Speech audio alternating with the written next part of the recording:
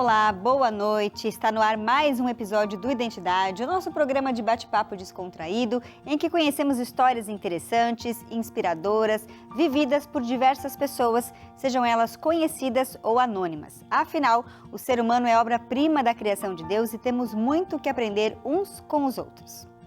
Hoje vamos conhecer a história de dois médicos que não cuidavam bem da saúde até o dia em que conheceram a Bíblia e os remédios de Deus, que além de transformar a vida e a saúde deles, ainda uniu os dois, que se tornaram marido e mulher em uma dupla de médicos missionários. Interessante, né? Então já chama mais gente para ver o programa de hoje com você. Entra lá no youtube.com/Novo Tempo e compartilha o link com quem você quiser, combinado? E aproveito para lembrar que todos os episódios do programa ficam na nossa plataforma digital, que é o ntplay.com/identidade. Por lá também é fácil de compartilhar com os amigos. Eu vou para uma pausa rápida, são só 30 segundos e já estarei aqui na volta na companhia do Dr. Luiz Fernando e da doutora Daniela. Até já!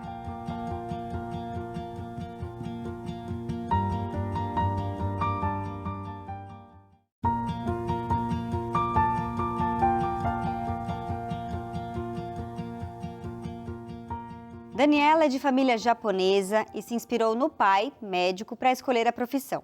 Apesar no momento da decisão ficar na dúvida, acabou cursando medicina, já que desde pequena era isso que pensava em fazer.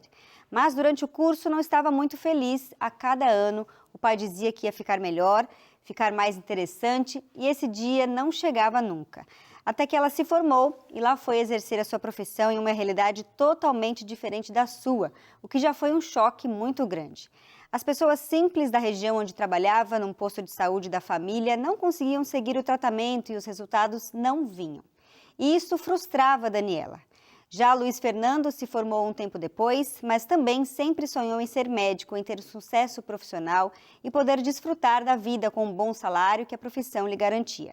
Mas os dois se viram meio frustrados na profissão e buscavam algo mais. E foi em Deus, nas verdades bíblicas e nos 8 remédios naturais que conheceram e perceberam que estavam sendo chamados para uma medicina de prevenção e promoção de saúde através dos alimentos e tratamentos naturais. E não mais pela indústria farmacêutica, muitas vezes contaminadas ali pelo capitalismo, que só quer vender e fazer você cada vez mais dependente de seus remédios. E Deus não fez só a história dos dois se cruzarem, como unirem em matrimônio ali, como formou também uma dupla de médicos missionários que há anos já ajudaram centenas de pessoas a de fato terem mais saúde. Dr. Fernando e doutora Daniela, sejam muito bem-vindos aqui ao Identidade. Muito obrigado. Obrigada, Gabi. Um prazer estar aqui com vocês. Prazer é nosso em receber vocês. Vocês já são ali figurinha carimbada um pouquinho da Novo Tempo, né? Já participaram várias vezes do Vida e Saúde, o programa de saúde aqui da casa, apresentado pela Teru. Mas eu queria começar com você, Daniela. Você sempre sonhou em ser médica, tinha ali o exemplo do seu pai, mas num certo momento da decisão, queria fazer outro curso. E a reação do seu pai foi um pouquinho diferente do que você imaginava, né? Conta pra gente. Sim, na verdade, eu sou a primeira filha, né? De 3 irmãos que eu tenho. E meu pai sempre com aquela expectativa que eu fosse seguir a carreira dele. Então, desde criança, ele me dava brinquedos assim relacionados à medicina, estetoscópio, coisas relacionadas com o hospital. Quando chegou aos 16 anos, eu fiquei em dúvida se realmente eu queria fazer ou se era uma coisa que meu pai estava impondo. E aí eu falei para ele que talvez eu não quisesse fazer medicina, né? E com 16 anos a gente nem sabe direito o que é ainda. É verdade. E aí ele me perguntou, o que você quer fazer então? Eu falei, acho que eu quero fazer marketing. E ele falou, então tudo bem, minha filha, você está convidada a se retirar de casa a partir de hoje. E aí então, meio que por livre e espontânea vontade, eu decidi fazer medicina de novo. E o curso não era bem aquilo que você queria, né? No livro que tem relatado a história de vocês, você conta que a cada ano não era bem isso, seu pai tentava te incentivar, falando que ia mudar, ia ficar mais interessante, e esse dia não chegava. Como que era isso para você nesse período? Então, eu fui para Botucatu, na verdade, eu sou de São Paulo, né? Estava longe da minha família, e todos os finais de semana eu voltava, Gabi, falava para o meu pai, ai, no primeiro ano só estou vendo gente morta, que é o ano de anatomia, né? 24 horas lá vendo cadáveres e tal. Meu pai, não, vai melhorar, Dani, vai melhorar. E chegou no segundo ano, só via bicho morto, que a gente vai para parasitologia, vendo microscópio e tal. E eu não estava feliz com aquilo. Eu falei, não é possível, né?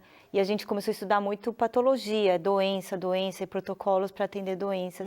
E eu achava que o médico tinha que saber um pouco mais de como promover saúde. E uma vez eu perguntei para o professor meu, e se o paciente chegar sem doença nenhuma, o que eu falo para ele? Aí o professor falou, você não vai falar nada, você vai falar para ele voltar quando ele estiver doente. E isso me dava uma angústia muito grande no coração, sabe? Me dava uma frustração. E realmente aquilo que você falou, e a gente vê hoje que muito vem contaminado hoje, né? Nos hospitais, a maneira que a gente atende os pacientes, tem muito dinheiro envolvido, né? A parte comercial. Sim. E eu não estava muito feliz com aquilo nos meus 6 anos, então foi uma luta bem grande. E depois de se formar, você foi atuar num posto de promoção de saúde da família, ali numa comunidade, que era uma realidade bem diferente da que você tinha sido criada. Como é que foi esse impacto para você? Então, eu quase desisti da medicina e na época, né, o governo estava tentando implantar o programa de saúde da família. Na época não tinha nem residência, especialização nisso. Eu fiz parte dos primeiros 20 médicos, né, no estado de São Paulo a se formar e tentar montar essa grade. E fui então para favelas, lidar com comunidades, ver a realidade, para implantar projetos de prevenção e promoção de saúde. E eu ia para lugares assim, nem que o IBGE não entrava, não podia entrar, eram áreas de tráfico de drogas, onde tinham 10 mil famílias, e a gente tinha que mapear a área e conviver com uma realidade que estava a meia hora da minha casa, né? Na época eu morava nos Jardins, em São Paulo, e a meia hora eu pegava o carro e via que era totalmente diferente. Um mundo à Um parte mundo à ali. parte. Eu falei, nossa, do lado da minha casa, como é que pode, né, encontrar assim, crianças mortas, né, no lixo? Quando chovia, desabavam muitas casas, a gente sabia que ia ter lá 300, 400 mortos e a gente não via isso na TV, né? Não era uma realidade que era apresentada para a gente. E eu tive que aprender a ter uma resiliência assim para lidar com tudo aquilo, aquela realidade e de ver como que a humanidade, né, estava evoluindo assim, involuindo, não sei, Sim, para essa diferença social muito grande, né? é verdade. Agora, doutor Luiz Fernando, você sempre quis fazer medicina? Conta um pouquinho da sua história até você entrar no curso. Eu sei que você gostava ali, de repente, da vida que aquilo podia te proporcionar, eram muitas festas, uma vida social agitada, e pensando que no futuro teria um salário promissor que pudesse bancar toda essa vida luxuosa que você gostava de ter. Era mais ou menos isso? Na verdade, a minha decisão de fazer medicina talvez foi motivada pela influência de dois primos que são médicos e talvez também pelo desafio do vestibular, né? Eu sempre gostei de desafios, gostei de estudar, então, como era um vestibular mais difícil, mais concorrido, talvez eu coloquei aquilo também como um grande desafio para mim. Mas uma vez que eu entrei na faculdade, eu sempre tive um sonho de morar fora do Brasil, de ser médico nos Estados Unidos, fazer minha especialização lá. Então, eu lutei muito durante a faculdade para conseguir estágios, né, em hospitais americanos. E quando eu fui para lá, eu me deslumbrei com o estilo de vida do médico americano, ganhar um salário em dólares, poder morar em outro país, viajar o mundo inteiro. E aquilo me encantava realmente, né? Eu queria muito ter essa oportunidade para eu poder ter uma vida maravilhosa. E você teve essa oportunidade porque você se esforçou e conseguiu passar, né, ter essa validação, digamos assim, para poder trabalhar no exterior, mas aí já estava numa outra época e você decidiu não seguir adiante com esse plano. O que estava acontecendo na sua vida? Na verdade, depois de passar 6 meses na Universidade de Miami, nos Estados Unidos, eu voltei ao Brasil esperando apenas a resposta final da comissão de residência médica. E foi nesse contexto que eu fui procurar o meu primeiro emprego num posto de saúde lá na região de Florianópolis, onde eu conheci a Daniela. E a Daniela me apresentou a Bíblia. Eu naquela época era ateu, eu não acreditava em Deus, apesar de ter vindo de uma família católica. E eu comecei a estudar a Bíblia e o livro A Ciência do Bom Viver. E descobri os 8 remédios naturais e toda essa história da prevenção. E aquilo mexeu muito comigo. Eu naquela época eu estava muito acima do peso, eu estava com colesterol alto, com pressão alta e apesar de ser muito jovem, né, com 24 anos, a minha saúde já não era boa. E eu comecei a colocar em prática todos aqueles princípios que eu estava aprendendo, né, dentro da filosofia adventista de saúde e a minha vida foi transformada completamente. E a vida dos meus pacientes também começou a ser transformada, uma vez que eu comecei a compartilhar com eles essas mudanças de estilo de vida. E foi nesse contexto que eu fui picado pelo bichinho da missão, né? Aquela vontade de ser missionário, né? De me entregar a Deus e ser missionário. E aí foi então que eu acabei desistindo de seguir a minha carreira acadêmica nos Estados Unidos para servir a Deus. E tem gente que pensa, né, que médico já tem um estudo muito mais avançado, uma mente mais secularizada, que a Bíblia não é feita para esse tipo de gente. Não tem um preconceito assim nesse sentido? Tem sim, porque a medicina e toda essa área da ciência, ela exclui Deus da jogada, né? A gente sempre pensa que o mundo ele surgiu do acaso, através do Big Bang, a gente acredita no evolucionismo. Quando você vai estudar os livros médicos, você sempre vê alusões ao processo de evolução, que os vírus e as bactérias estão evoluindo há milhões de anos. Então, não existe um espaço para Deus, né? Até mais recentemente a medicina tem tentado incluir a espiritualidade como uma dimensão importante da saúde, mas geralmente não é uma espiritualidade bíblica, é uma espiritualidade mais mística, né? Uma coisa assim, cada um acredita no que quer, qualquer coisa faz bem para você, né? Aquela coisa de todos os caminhos levam a Deus, Exatamente, exatamente. E como que a espiritualidade entrou na sua vida, doutora Daniela? Para mim foi quando eu estava no 5º ano da faculdade de medicina e eu tinha uma banda de rock, né? Eu estava sempre em todas as festas da faculdade. E minha casa era aberta para fazer todos os eventos que você imaginar. E aí um dia eu estava voltando de um plantão e tinha uma pessoa na minha casa, estava tendo uma festa na minha casa. E quando fui perguntar para minhas amigas, eles estavam comemorando a absolvição de uma pessoa que estava presa na cadeia há 2 anos. E envolveu os estudantes, tudo, né, na época. E todos ficaram em habeas corpus, né? E aquela pessoa foi o bode expiatório, vamos dizer assim. E ficou 2 anos na cadeia, e quando ele voltou, e eu fiquei muito assustada com aquela história, né? Estava voltando de um plantão, falei, mas quem que é essa pessoa? O que vocês estão fazendo aqui? E as minhas amigas vieram me contar que, na verdade, ele era a pessoa que ficou presa na cadeia por causa dos estudantes, e ele era analfabeto e aprendeu a ler a Bíblia na cadeia. Então, eu acabei mandando todo mundo embora daquela festa, né, que eu fiquei muito assustada com a história, e ele veio até mim e falou, olha, eu queria agradecer a vocês, né, pela receptividade, e eu queria falar para vocês que eu era analfabeta, aprendi a ler a Bíblia na cadeia, e gostaria de compartilhar aqui na sua casa todas as quartas-feiras o que eu aprendi. E assim, então, ele foi na minha casa, ninguém tinha Bíblia na minha casa, nós éramos em 5 meninas, ninguém seguia religião nenhuma. E aí eu pedi a Bíblia na época, né, nas páginas amarelas lá, procurei a Sociedade Bíblica do Brasil, e então vieram Bíblias e a gente começou, então, eu comecei a me interessar, né, pela parte histórica de Jesus. Vieram Bíblias erradas, eu comprei a Bíblia mais barata do catálogo e veio uma Bíblia super chique, assim, com capa de couro, né, com as viagens de Paulo, e eu comecei a me interessar por aquilo. Eu falei, nossa, quem que foi Paulo? Jesus, né? Foi mexendo ali com a sua curiosidade. E aí eu ia no Apocalipse, eu falei, acho que será que a gente está no tempo do fim? Aí eu li o Apocalipse, não entendia nada, mas lá começou a me despertar um interesse sobre... Eu falei, nossa, eu estou num país cristão, e eu nunca soube quem que é Jesus, o que é pecado, eu não sabia nada. E aí começou a me interessar, então, o estudo da Bíblia. Que interessante, né? Como Deus faz as coisas para que a gente consiga aprender sobre Ele e ter contato com Ele. Sim. A gente vai fazer uma pausa rápida aqui para chamar o intervalo, mas você de casa continue ligadinho com a gente, que tem muito mais histórias sobre a doutora Daniela Cano e o doutor Luiz Fernando Sela, que tem muita história para contar, inclusive sobre viagens missionárias também, que a gente vai abordar um pouquinho no próximo bloco. A gente volta já.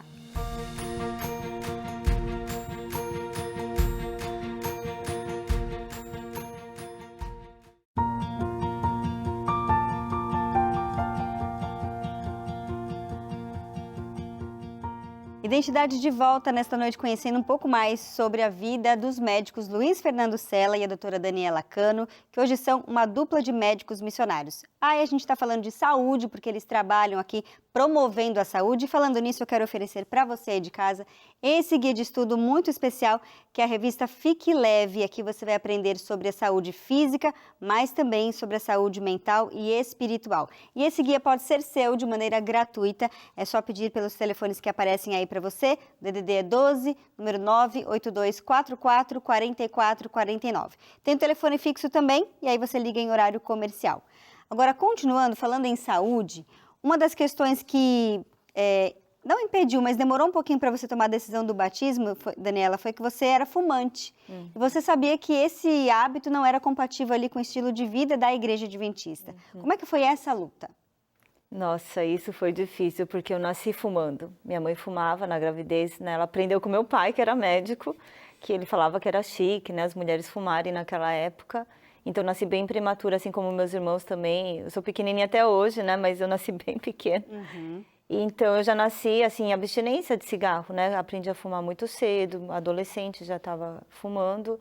E quando eu pensei, nossa, meu corpo é o templo do Espírito, né? Ninguém tinha me falado que não precisava, não era para fumar. Eu, como médica, já sabia que não era interessante, tanto é que eu fumava escondido, né? Eu não ficava fumando na frente dos outros, a não ser na universidade, assim. Mas depois de formada, eu fumava escondido. E eu pensei, nossa, um pastor que tinha me dado estudo bíblico em São Paulo, ele falou, Dani, você não quer se batizar daqui 2 semanas? E eu pensei, nossa, eu estou preparada, mas eu estou fumando, Senhor, eu não quero ir para o batismo fumando. E eu pedi para Deus, né? Eu falei, se o Senhor quiser que eu me batizar daqui 2 semanas, porque pode ser daqui 1 mês, 2 meses, 3 meses, não precisa ser agora. Então foi uma luta muito grande. Aí eu orei e essa foi uma das primeiras experiências que eu tive real com Deus, Gabi, porque eu só conversei com Deus, assim, nem ajoelhei nem nada. Eu falei, ó, você sabe que desde o ventre materno eu fumo. E se o Senhor tiver alguma proposta para mim, algum propósito de eu me batizar agora, daqui 2 semanas, então o Senhor tem que me ajudar a parar de fumar, porque eu não vou conseguir por mim mesma. Sim. E aí, então, eu fiz essa oração no dia seguinte, eu fui fumar de manhã, passei mal. Eu fumava logo em jejum, pegava o cigarro, a primeira coisa que eu fazia era fumar. Aí passei mal, aí eu fui trabalhar no restaurante, na época eu estava com um restaurante japonês em Florianópolis, e não consegui fumar, porque estava muito corrido, aí depois do almoço eu fumava novamente, passei mal novamente, mas eu pensei, acho que eu comi demais. E aí trabalhei a noite inteira e de madrugada, logo depois que os clientes iam embora, eu costumava fumar. E aí fui pegar o cigarro e um amigo meu tinha levado o meu maço e o meu isqueiro. Ou seja, não tinha ali. Não tinha. E na época eu vendia cigarros no meu restaurante, não achei nenhum cigarro. Fui ver de clientes, talvez que tivessem esquecido alguma cartela de cigarro, não achei nenhum cigarro. E eu estava indo embora, Gabi, me veio uma voz, assim, foi uma coisa, um pensamento muito forte, você não vai mais fumar. E eu lembrei da oração que eu tinha feito para Deus no dia anterior e eu vi que Ele estava me ajudando. E pelo livro a gente vê, Dani, que você tem uma relação muito próxima com Deus, né? Inclusive foi Ele quem escolheu o seu marido para você, foi Ele quem preparou toda essa história. Luiz Fernando, como é que você vê essa questão de Deus preparando a Dani? Porque vocês eram amigos, eram colegas de trabalho, talvez não tivesse pensado a respeito disso, mas de repente um dia a Daniela te pede em namoro, não foi assim?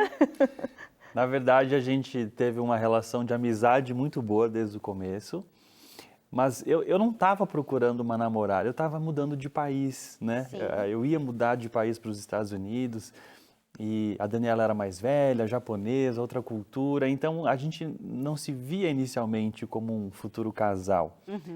Mas Deus vai fazendo as coisas de uma forma incrível, né? Então a gente desenvolveu uma amizade e nós dois sentíamos, na verdade, que antes mesmo de começar a namorar, que nós iríamos casar e que nós teríamos uma missão juntos, né? O Espírito Santo, ele impressionou tanto no meu coração quanto no coração da Daniela.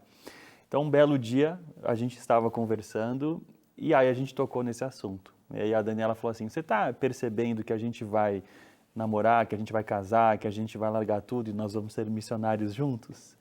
E eu falei sim, porque eu também estava sentindo a mesma coisa, né? Então foi assim que tudo começou.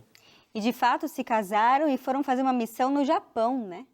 Sim, nós casamos e depois nós precisávamos aprender, né, como é ser missionário, o que é ser um missionário, como promover saúde. Então nós fizemos um curso de 6 meses nos Estados Unidos para nos preparar para isso. Sim. E depois fomos convidados para 2 viagens missionárias, uma na África, em Cabo Verde, e uma no Japão. Então nessas viagens a gente treinou pessoas para usar a saúde como uma forma de abençoar a comunidade e também levar o evangelho e foi realmente uma bênção. Foram viagens missionárias que transformaram ainda mais a nossa vida. E nessa do Japão especificamente, a sua mãe acompanhou, né, Daniela, para ajudar ali na tradução. E Deus também operou uma grande obra na vida dela. Eu queria que você falasse um pouquinho para a gente. Com a minha mãe foi muito engraçado, porque eu fiquei muito resistente a levar minha mãe. porque minha mãe, assim, viciada em Coca-Cola, hipertensa, né, com colesterol alto e com hábitos totalmente diferentes dos nossos. Nós já estávamos bem saudáveis, vegetarianos, já pararam de fumar. Eu pensei, por que Deus quer que eu leve minha mãe, que é fumante, viciada em Coca-Cola, né, que não acredita no que a gente acredita para testemunha, para traduzir nossas palestras. E ela acabou indo conosco, ela aceitou e foi um milagre, porque meu pai ter deixado ela sair de casa já foi um milagre. E ela foi para lá, mas a gente viu que tinha um propósito, porque nós ficamos num lugar totalmente longe de uma cidade grande, 40 dias, na verdade, com vários alunos, inclusive de Taiwan, e ela ficou em abstinência de cigarro depois de 2 semanas que acabou os maços que ela tinha levado do Brasil. E no Japão, hoje, para você fumar, você precisa assinar um termo de responsabilidade falando que você está isentando o governo, né, de ser responsável pela sua saúde, porque conscientemente você está comprando uma coisa que te faz mal. Sim. E ela estava com vergonha de assinar aquele termo. Ela falou, ai, que vergonha, estou com um monte de cristão aqui e esse governo, né, esse termo do governo, não quero assinar. E ela, então, não conseguia mais comprar cigarro. Então, naturalmente, ela parou de fumar, porque ela voltou depois de quase 45 dias conosco sem fumar. Nunca mais ela fumou. Ela levou um medicamento que era para o olho dela, que secava muito, né? E, na verdade, ela viu que ela estava desidratada, porque ela só tomava Coca-Cola, ela não tomava água. E como lá não tinha refrigerante, só tinha água para beber, ela curou, né, dessa secura do olho, vamos dizer assim, que o pessoal falava que era da menopausa, mas, na verdade, não era. E ela também tinha pressão super alta, colesterol super alto, e ela voltou praticamente sem medicamentos, porque ela teve a saúde restaurada, né? Comendo saudável, dormindo cedo, acordando cedo. Ou seja, Deus tinha um propósito muito especial, né? Sim. Nessa viagem especial para o Japão, levando a sua mãe. E ela tinha uma osteoporose também precoce, sabe? E na verdade era por excesso de refrigerante. E hoje ela não tem mais esse problema também. E às vezes a gente demora para tomar uma atitude, né? Porque parece que se a gente é jovem, não vê aquele malefício imediatamente no nosso corpo. Mas depois que as coisas vão aparecendo, a gente consegue ver claramente, nossa, é por causa disso, é por causa daquilo, preciso tirar isso, preciso tirar aquilo. E eu falo até por mim, que eu estava contando um pouco dos bastidores aqui para vocês. Agora, doutor Luiz Fernando, vocês fizeram não só essa viagem para o Japão, mas para Cabo Verde também, como você mencionou. E depois, quando vocês retornaram para o Brasil, vocês foram trabalhar em uma clínica adventista natural. Trabalharam ali em São Roque, se eu não me engano, para depois irem para o Cevisa. Ou seja, são 2 espaços que a Igreja Adventista mantém, que promovem esse estilo de vida mais saudável, né? Vocês queriam ter essa experiência. Na verdade, quando nós fomos aos Estados Unidos fazer esse curso, nosso grande objetivo era voltar para o Brasil e ter uma clínica própria, onde a gente pudesse tratar as pessoas de forma natural. Mas Deus nos mostrou que Ele já tinha uma clínica pronta para a gente trabalhar. Então, assim que nós chegamos, nós fomos convidados pela Igreja Adventista para trabalhar lá na Clínica Vida Natural. Foi nessa época, inclusive, que surgiu o programa Vida e Saúde. Então, nós fizemos parte das primeiras gravações lá. Porque a gravação era feita lá, inclusive, na clínica, né? Era feita lá na clínica. Então, a gente fez parte das primeiras gravações, do primeiro programa que foi ao ar. Então, nós ficamos 3 anos na Clínica Vida Natural em São Roque. Depois, nós fomos convidados para dirigir o Cevisa e ficamos lá também por mais 3 anos. Então, a gente é apaixonado, né, por esse trabalho dos Centros de Vida Saudável. E hoje vocês têm, talvez o que eu posso dizer de um ministério independente, que é o Sou Saúde? Fala um pouquinho pra gente. Sim, depois que nós trabalhamos 10 anos, né, nesses espaços, eu e a Daniela, nós decidimos criar um ministério de apoio à Igreja Adventista voltado à área da saúde, chamado Sou Saúde. Sou é S-O-W, saúde. E essa palavra significa semear no inglês. Então a ideia é a gente espalhar a saúde, né, para todas as pessoas.